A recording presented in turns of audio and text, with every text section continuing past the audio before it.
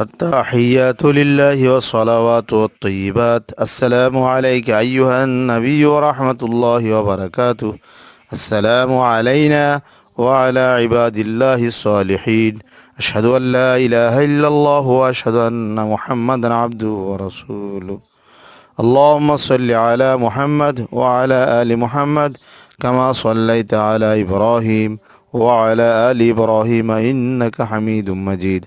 اللهم بارك على محمد وعلى آل محمد كما باركت على إبراهيم وعلى آل إبراهيم إنك حميد مجيد.